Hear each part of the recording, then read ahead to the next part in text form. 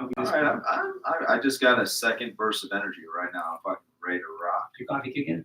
Coffee's kicking in. I'm ready to talk about some Marvel. I'm ready to talk about the adventure today, hooking all this equipment up.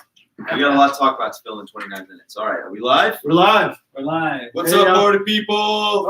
We're officially YouTubers now. We're just not making money on this one. It's probably just going to start recording. All right, well, All right, let's get the countdown. I send it back. Okay, and go quantum in 3, 2, 1. All right, and welcome to another episode of the AdHero Podcast. It's your host, Eris Rivers, along with your other heroes. I'm Gio Giovanni. And I'm Matthew Olivieri. Right on, and this is episode 4. 4!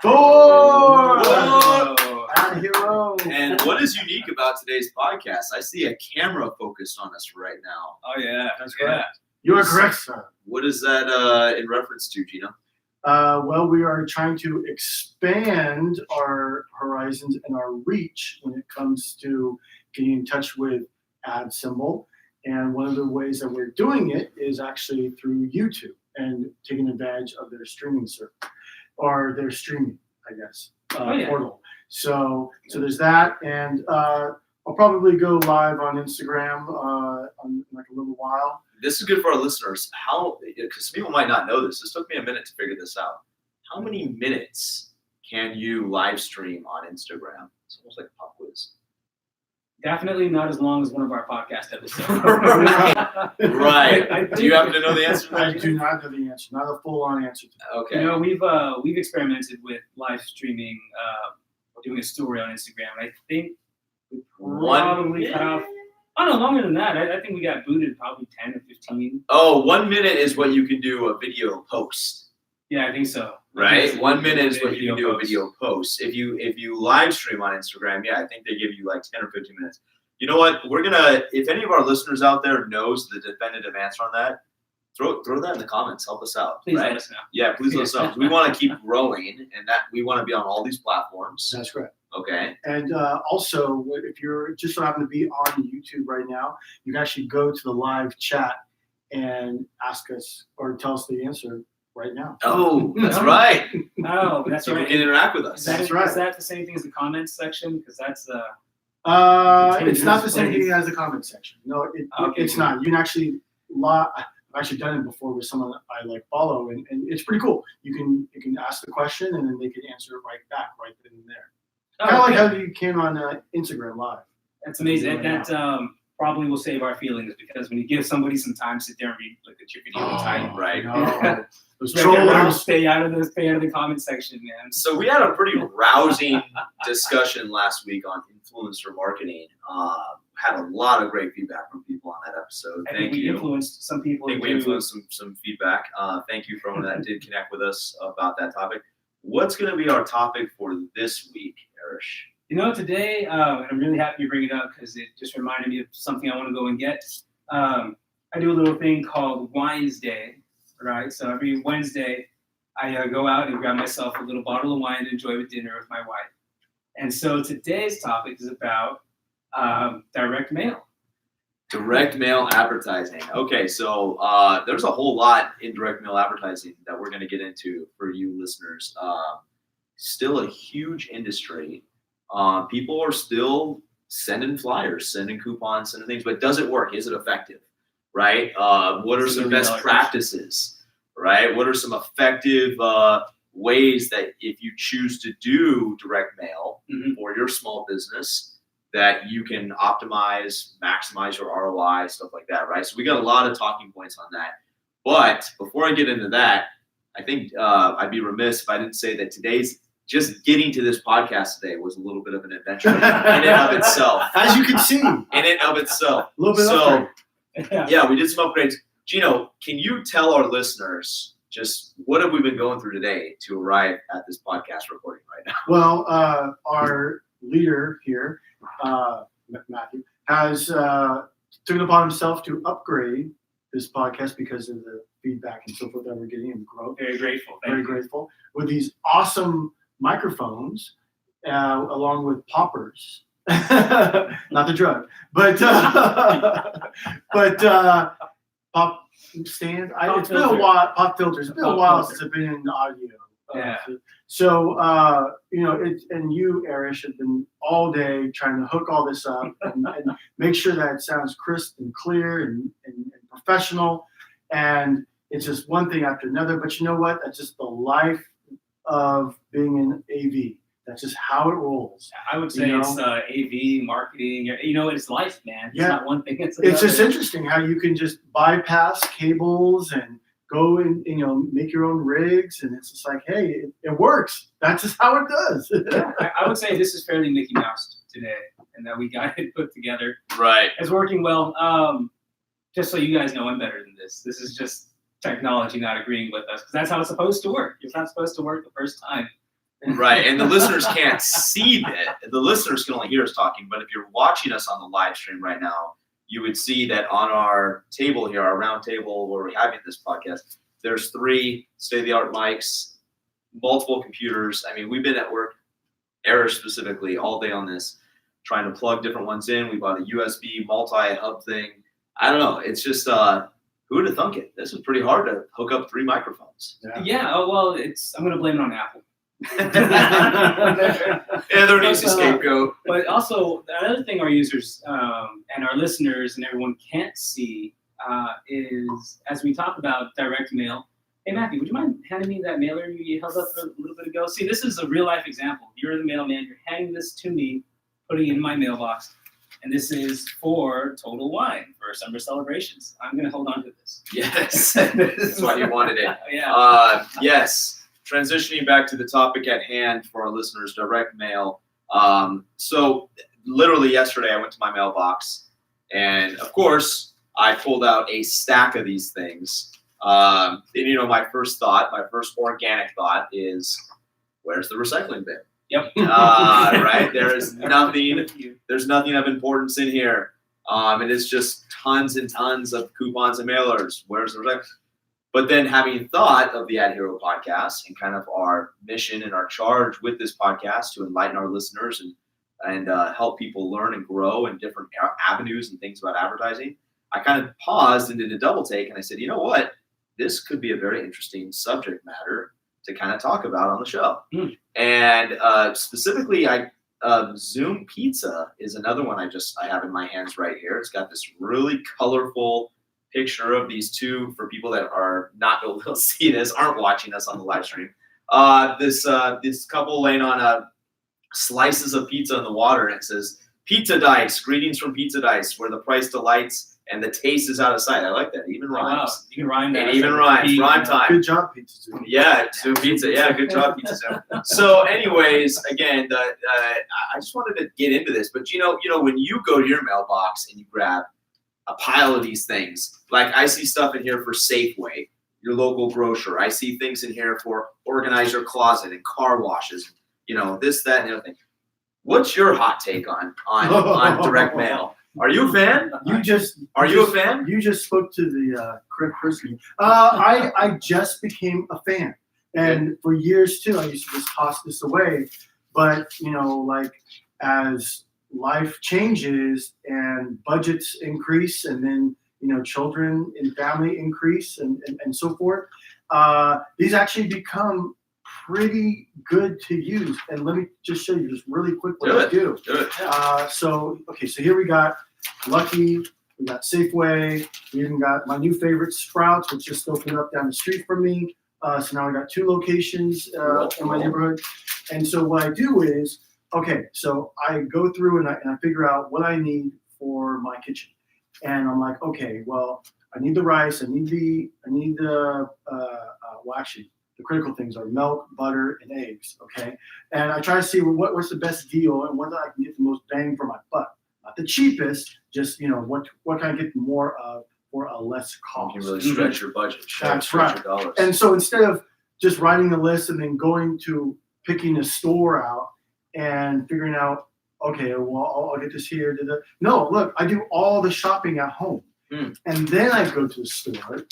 And then if I don't shop online, and then I pick everything out here. I know strategically exactly where to go, what to do, and what exactly, and an estimation of how much it will be That's before I helpful. even step into the grocery store. That is really helpful. And I just did this for the first time about probably 3 weeks ago. And what ended up happening was I went to Target. I was supposed to go to Target, Safeway, Lucky, and Sprouts. I know I'm spreading it all out, but Lucky has really changed. By the way, speaking of marketing, Lucky's really changed their brand up and from inside the store and out. So they've actually Done a whole brand refresh. I still remember that lady with the red hair on TV in the commercial. Oh, She had the short, annoying. I'm sorry. No, she was like, well, I was one of those kids. I would say she was memorable to me. She was Yeah, definitely she memorable. encompassed my childhood only because like there was always a Lucky's commercial, and my childhood involved a lot of like running from the cops from Lucky's grocery stores and stuff like that on skateboards. We'll get into that in a different but you know what? Well, real quick though, Yeah. just to finish up, I ended up spending an hour at Target because I didn't have anything prepared other than I had a couple things I was going to go for, but it wasn't exactly planned I was going to be at Target, and then I spent over an hour there, and because I found some good deals, but nothing was planned out. But then later on, I dropped Safeway and I just ended up going to Lucky and Sprouts, and everything I got, I was in and out in less than 30 minutes and Okay. under budget. Yeah. It was great. And so these worked for me. But let me ask Arish a different question about this same topic, because he's also a father, also has a family, also has to be budget minded. I mean, when I'm looking at all these different things, chicken, $4.90, bacon here, $4.99 for a 24-ounce pack, ice cream, this, that, and the thing. I mean, digital coupons. Mm-hmm. Isn't it more convenient to have these things pop up on your phone in a single device that you already have in your pocket versus fumbling through all of this paper, which, by the way, don't even get me into the environmental impact of all of this stuff, because I'm extremely environmentally conscious about all that, right? Fumbling through all this, having to cut stuff out and bring in a stack of stuff with you for them to scan at the checkout. Isn't it more convenient to just have all this digitally loaded on your phone? Like you go to lucky.com, Sprouts, you go to these stores, you opt in, and then you just can even select milk, eggs, butter, the things that you routinely want? Or is this more about the experience of being turned on to something new you didn't know you might want or need? And disclaimer, if Mr. Steal Your Girl of Apps is out there, here's a free idea, man. I mean, because personally, I would love it if I could get like a push notification, like an SMS that just said, hey, Lucky's has this deal, get up to a certain amount off of things, go through here and select things that I really like. Yeah, like maybe even a drop down. We can go in and before you get to the store, click, what do I want? And then imagine this, you show up to the store with just like this QR code, just like when you go to the theater and do your tickets. Right. And you just pop that sucker at the thing, boop, that's done and done. Yeah. Well, let me Just not a book of coupons and like somebody fumbling and dropping stuff. Well, let me just bring in something real quick. A lot of these stores, if not all of them, don't require you having coupons. Now they do have coupons, and they actually have coupons. These actually in the stores as well. But I didn't use one coupon when I went shopping, and I still got the discount. Yeah, because the sales that again, what's the point? Because these are that's my argument. What is the point? Because these are talking about the sales that they're having, and that's basically it. Just the sales that they're having, and then of course getting themselves advertised that they're in your neighborhood. Well, right. So see, now we go back to the idea of why can we do this electronically? Now, granted, the electronic thing, the digital aspect is way easier, much less waste. Not everybody is gonna opt in. I get it. Sure. And I'm always a proponent of having some level of analog, because if the lights go out, man, that's just it. Right. But still, for something like this, when it's not a left field, oh my gosh, I have to take advantage of this type of thing. I mean, this happens like every week. Right. Every week you get mailers with the same highlighted black text. Well, Well, let's already get electronic coupons. Well, and Don't we okay. already get All right, now enough stuff on our phone. Well, okay, now let's actually touch upon that, right? Because for the people that are big proponents of the direct mail space, companies that sell this kind of advertising, brands that are spending billions of dollars. And by the way, here's a quick fact: I looked this up before the podcast today. The direct mail industry is an $11 billion industry in 2019. That's $11 billion with a B. Okay, so it's not going away anytime soon. It is on the decline, right? Several of the sites that I researched all stated that direct mail is definitely on the decline year over year, but it's not going away overnight, right? There are still people that are, tried and true, like they are gonna spend money. I'm talking brands are gonna spend money in this space. So to your point about digital clutter, if I may call it that, okay, digital clutter. It's a good thing to call it, yeah. I think, and this connects to the billboard space, this connects to other things that we personally work in, but things that we just observe in our lives, right? I think one reason why a brand would still advocate to do this, even if they're not thinking you're going to bring the coupon in, is it's another impression being made about the brand. Safeway, Sprouts, Zoom Pizza, Total Wine, okay? And all of these brands, what are they trying to do? They're trying to capture your subconscious for that precious 5 seconds. Now, I mentioned earlier in the podcast how I went to my mailbox, routine thing, reached inside, pulled all this out, and my inclination was to take it to the recycling bin. But before I did that, I did thumb through it all. And it did make an impression. The Total Wine one made an impression on me. The Zoom Pizza made an impression on me. I saw the brand. I acknowledged what they were saying to me. Now, I wasn't interested in that time and space to literally like order a pizza or go buy a bottle of wine. But to the point of the message, it was something that did get my attention because I was in a routine act of my life, which is checking my mailbox. Well, I have a question then. Yeah. Would you say that do you think it's fair to say that direct mailers are probably one of the most cost-efficient forms of mass advertising? That is what the data showed. As I've been doing some of this research here in preparation for this podcast. Yeah, there's a lot of things on a lot of these different sources that are quoting this information is saying that even though it is on the decline, a lot of brands view it as a pretty low threshold thing. Especially if you buy in bulk, if you deliver it to a very large scale amount of people, by comparison to other advertising channels that are out there, for certain industries, very cost effective. And it's still to this day.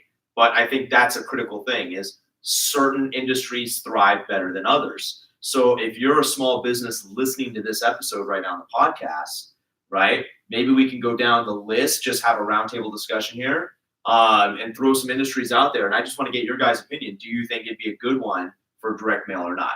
So let me, in no particular order, Gino, a local sports team selling tickets to games. Do you think that they would be a good candidate for direct mail? And this is going to be like a hot take. So just real simple, yes or no. Yes. Oh, by the way, real quick, to your point, direct mail appeals to a mass audience. Okay. I have more to say on that, but it's nothing marketed. I know you got to get the argument in there, but it does appeal to the mass audience. Fact. Okay. Because you can't pick who's gonna get it, right? Because it's just they just mail it out to everyone in the postal code and zip codes that you define. Exactly. Yeah. Okay, so you're saying yes, sports teams would be a good candidate for someone to do direct mail, like advertising the player, the game, something like that, schedule, something like that. Yeah, schedule, just something simple. Okay. Yeah. All right. Yeah. Okay. Let me just conjure up a completely different one. Arish, the bail bond industry. Do you think they would be a good candidate for direct mailers? Yes, I do think they would be. Because as it is, there are a lot of states, who actually put a lot of different like cockamamie rules on advertising for bail bonds. Okay. And the ads have to look a certain way. Your license number has to be so big, whatever it is. And you just can't do all of that with some channels.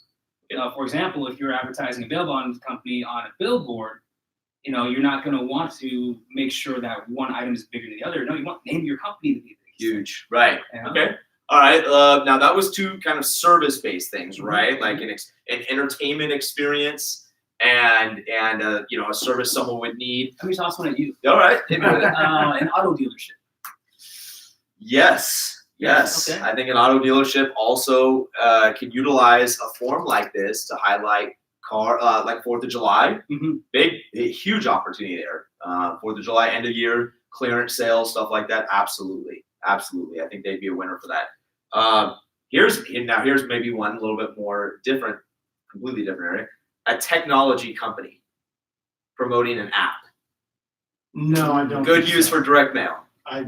I mean, I guess you could always say depends, but on the general side of things, probably not. Okay. Probably not. Any reason why? Any particular reason why? I mean, aren't they always marketed towards a certain group? You know, like aren't apps like? I mean, there's an app for everything. I just heard that there's an app for diapers yesterday. I might need to find that. You know, you find that. All Yeah. right, well, then I have a question digging into the internet company. What about like internet security? Like if it was like a Norton. See, now you're talking. Okay. Yeah. Then something like that could work. Okay. All right. So I think what I'm hearing is out of those 5 quick examples right there, 4 yeses, 1 no, 1 maybe. Depends, right? To Jim's point, depends. So I think the point is that there's still a lot of brands out there. And here's some other kind of obvious good choices. Real estate. I mean, I get those inserts all the time. All the time. Real estate industry is still big for this. Dentist, pizza, no brainer. I mean, pizza. I mean, half the stack in my hands right here are pizza advertisements from Domino's, Pizza Hut, Zoom Pizza, etc. Okay. Community thing, local community announcements, things like that. So as we're talking about it right now, there's actually a lot of application, good uses for direct mail still. And let me put It's a little bit shocking. a personal disclaimer out I was there. actually going to come to this podcast trying to be against it maybe a little bit. Yeah. I'm just like, Well, but as I think about it, I'm like, actually. Well, let me put it out there. Stand Like, corrected. I definitely am annoyed at these things, Right. but I do find it time saving with this little system that I've created for myself. But then there's a lot of things in here like alarm systems. Okay, I don't need one. Right. Roofing. Okay, I definitely don't need that. So, but in a way, I guess my question would be to you guys: why don't you, or how is it that the direct mail is actually linked to Billboard advertising? Well, I would not necessarily argue that it is, because there's some brands that are not going to do a billboard, but they're going to do direct mail. I think Which confuses me. well, I mean that could be an opportunity that they're missing out on. I think a different type of question could be just consistency overall, right? And brand consistency. So on a previous podcast, we really harped on the importance of, if you have a small business, I think it was a Spider-Man podcast. How do you make sure that everywhere a potential customer sees your brand, they see the same experience, they see the same kind of thing, right? And so with Zoom Pizza, they actually did do a huge billboard campaign to complement this direct mail effort.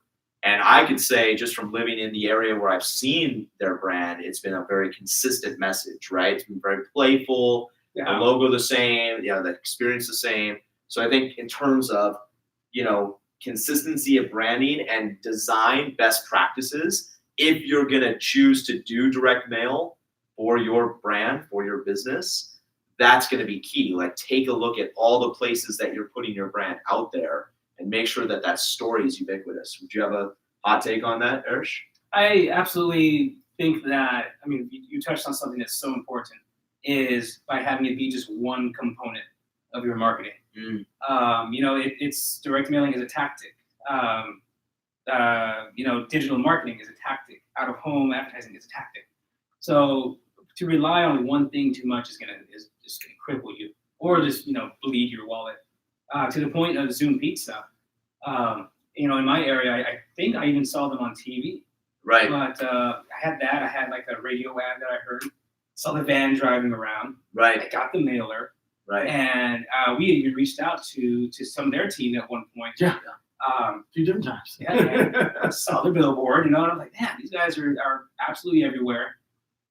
So I'm very well aware that Zoom Pizza is there, but there's actually a piece of the messaging that I feel that hasn't been driven home for me. What is it? and it's that like no brick and mortar. We are like a delivery, the Uber of pizza. Right. You know?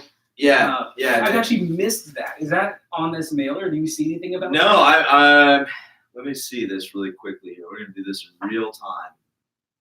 No, there is to me when I look at this flyer, for me personally, I get no messaging that these guys are entirely like a delivery truck that comes to your house and cooks the pie right outside your house. Is that what that is? Yes, that's their I entire. know. That's their entire thing. That's amazing. Like, how cool would that be? I mean, it's a small novelty thing. They're like, hey, you guys were outside. And boom, fresh pie. This whole time I was like looking for like a Zoom pizza store. Yeah, there is no Zoom pizza stores. Yeah, I think that's the key thing. There is no Zoom pizza store. They don't necessarily, always come right outside your house and cook it. I think you order on the app, as I understand it, and wherever the truck is, they receive the order, they start to bake the order, and then the truck comes to your house and drops it off, right? Oh, wow. That's my understanding of it, and I've read their story because I've seen their advertising. I got interested in learning a little more. But interestingly, nothing on their advertising. I wonder why they have decided to not do that. Maybe the model's changing? Maybe, who knows? But I think, again, the point is in terms of design best practices and stuff like that, it's colorful, bright, something that really grabs your attention when you're thumbing through it. Oh, yeah. And bringing that message home, what the service is all about. And they're super consistent about everything. The red, the white text, the yellow offer, pretty much that they've always had. Right. So that consistency has been key for them because I no longer have to look at the entire thing. Right. I see, half a second of whatever's in front of me. I'm like, oh, that's Zoom pizza. So as we have but a couple minutes left here, guys, what is our kind of hot take on direct mail? Sounds like we're all kind of in favor of it. So I think that direct mail, if anyone ever came up to me and said, hey, how can direct mail help my business? First thing I'm going to tell them is, it's probably one of the cheapest forms of reaching, I don't want to say cheap, inexpensive forms. Right, efficient. Of reaching a massive audience. But something that I had learned fairly recently was, and I kind of equate this, so this is where we can kind of see a little less than apples to oranges argument between billboards and direct mailing, is how you kind of have a little bit of this spray and pray happening. You can target by zip codes, but you can't really drill down. Right. There's that lack of, and there's totally the possibilities to do this, by the way, list building and targeting that list. Yeah. Otherwise, the best you have is, we're going to hit this zip code, which is in a residential area, and hopefully there are a lot of families. So we're going to just send them Huggies stuff. Right. And I didn't realize, as we have our platform, Open Display, which is unique in the sense that it really does solve that, like proverbial last mile for advertising. Right. You get big companies to put stuff out there. Right. But then you can go ahead and get that done. I found out that these huge companies just use these services, but they just like, here's $2 million. I don't care. Just get it out. Right. Yeah. Well, I mean, to Gino's point earlier, I think what I want to just say is there is a little bit of a stigma that it's an old school fashioned way of advertising for the younger, newer marketing generation coming up who are being tasked with decision making, like where should we put our brand? Where are we going to do this? I think it's an efficient way to get your message out there. Again, spray and pray tactic, as Eric said. But the stigma of people picking these out of their mailbox, like my own the other day, is this is messy, this is old school, I can get these coupons on my phone. So yes, I'm exposed to the brand. Me personally, not a huge, massive fan of it from that other perspective. Gino, hot take. Real quick, if you're going to be doing direct mail, you should also be doing the billboard. And that's our fifth shameless plug for our own service. We promise in future episodes there'll be less of that, guys. We're not just here to pump our own stuff, right? We really want to bring value to podcasts on all levels of what we talk to. Hey, last week we did promise we were going to, in the final 2 minutes we have here, a really fast update for our MCU audience fans. This last week was Comic-Con in San Diego. Disney Plus is going to be coming in November. And the super interesting thing is future Marvel movies, we're completely shifting gears here just for our audience that loves this topic like we do. Future Marvel movies like the new Doctor Strange, there will be character interactions in the film that you will not know about unless you watch this series on Disney Plus. Like you won't know why so and so is in that film unless you watch the 10-episode series on Disney Plus, almost forcing you to get Disney Plus if you want to be up to date when you go see the feature films. What do you guys think about that? Take my $7, Disney. Let's do it. Gino, thank you. Eric, what do you think? I hate you for this, Disney, but I'm gonna do it too. Like, it's evil genius stuff. It is. It is. Here's the thing you're gonna get. You want the part that you really want. Yeah, the Mouse House added again. I have to say, it's a pretty brilliant move. They can have my money too. I will be subscribing. I hate him for it, but I love him. All right, that about does it for episode 4 here of AdHero. We love you guys. Give us some comments. Let us know what you think. Let us know what other topics you want to hear about. And you can reach out to us on all forms of social media at Matthew Olivieri, Instagram, Twitter, the whole bit. At GG AdSemble. Yep, and I'm the man in the chair. Just reach me at handle AdSemble. I'm there.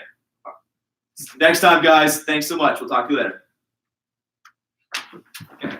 30 minutes and 15 seconds. That's fine. And we can always go a little over, like 2 minutes. Yeah.